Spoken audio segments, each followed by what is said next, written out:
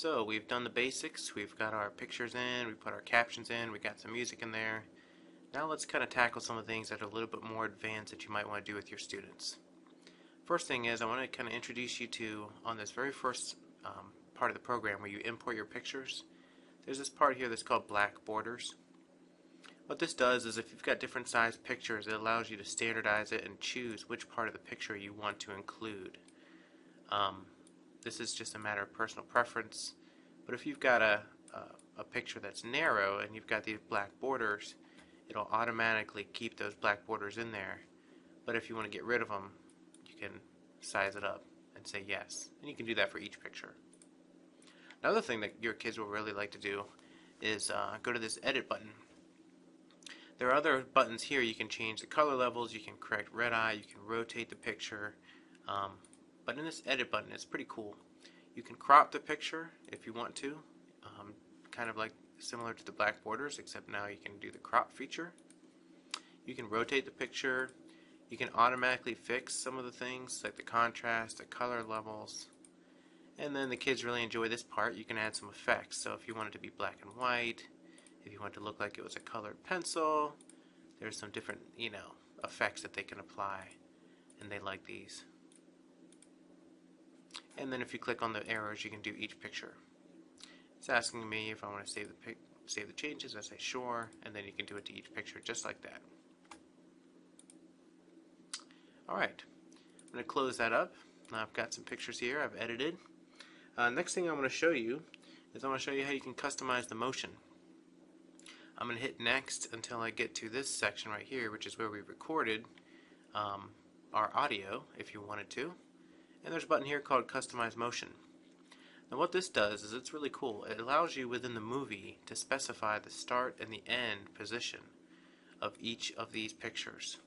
So if I click on this button, what this basically means is when this picture comes up in my movie, it'll start full screen, and then if I want it to zoom in on a certain part within the movie, that's how it will act. It will start big and it will zoom in to this guy's face right here. If I want to show you, I'll just click a preview here so you can see what it would look like. You see how it zooms in there?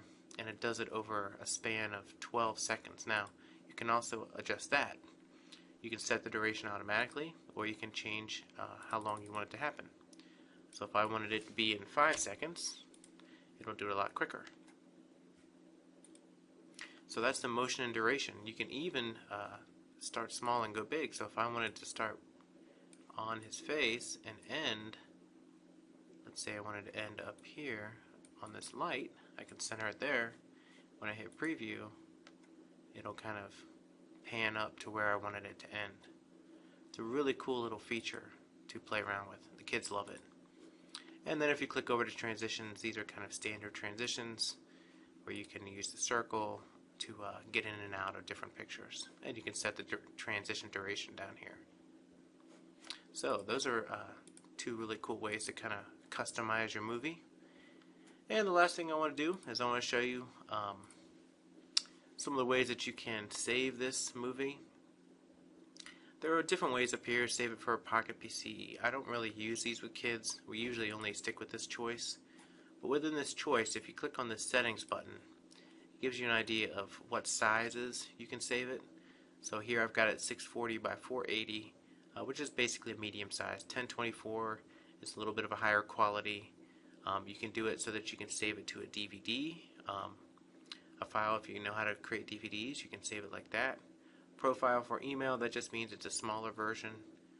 So you've got some choices here of how you want it to be saved.